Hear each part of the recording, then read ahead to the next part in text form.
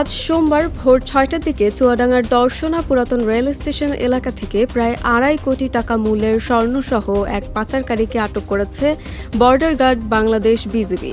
আটক ব্যক্তি দর্শনার মোবারকপাড়া গ্রামের মৃত বাদল খানের ছেলে আলমগীর খান। বিজিবির চুয়াডাঙ্গা ব্যাটালিয়নের এক সংবাদ বিজ্ঞপ্তিতে জানায়, গোপন সংবাদের ভিত্তিতে একটি বিশেষ টহল দল ওই এলাকায় চোরাচালান বিরোধী অভিযান পরিচালনা করে। পূর্ব পরিকল্পনা অনুযায়ী সদস্যরা দর্শনা পুরাতন রেল স্টেশন এলাকায় অবস্থান নেয়। এ সময় এক ব্যক্তিকে সীমান্তের দিকে সন্দেহজনকভাবে অগ্রসর হতে দেখে তাকে থামার সংকেত দেওয়া হয়। তবে সংকেত অমান্য করে ওই ব্যক্তি দৌড়ে পালানোর চেষ্টা করলে তাৎক্ষণিকভাবে ধাওয়া করে তাকে হাতে নাতে আটক করা হয়। পরে উপস্থিত জনসাধারণের সামনে দেহ তল্লাশি চালিয়ে তার কোমরে খাকি স্কচ টেপ দিয়ে মোড়ানো 2টি প্যাকেট উদ্ধার করা হয়। প্যাকেটগুলো খুলে মোট 10টি স্বর্ণের বার জব্দ করা হয়। উদ্ধারকৃত স্বর্ণের মোট ওজন 1 কেজি 166 গ্রাম, যার আনুমানিক বাজার মূল্য 2,47,89,160 টাকা। এছাড়া পাচার কাজে ব্যবহৃত একটি স্মার্টফোনও জব্দ করা হয়েছে।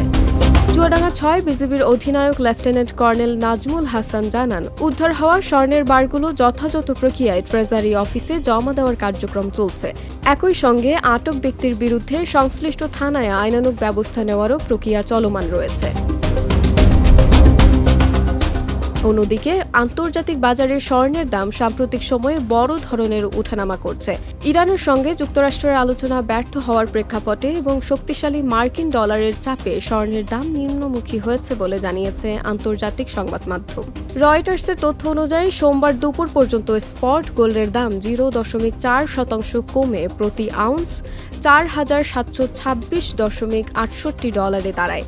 দিনের শুরুতে এটি 7 এপ্রিলের পর সর্বনিম্ন 4,643 ডলারে নেমে আসে। একই সময় জুন ডেলিভারির জন্য যুক্তরাষ্ট্রের গোল্ড ফিউচার 0.8% কমে 4,748.70 ডলারে অবস্থান করে। বিশ্লেষকদের মতে তেলের দাম বৃদ্ধি এবং মুদ্রাস্ফীতি নিয়ে উদ্বেগ, পাশাপাশি সুদের হার কমার সম্ভাবনা হ্রাস পাওয়ায় স্বর্ণবাজারে এই অস্থিরতা তৈরি হয়েছে।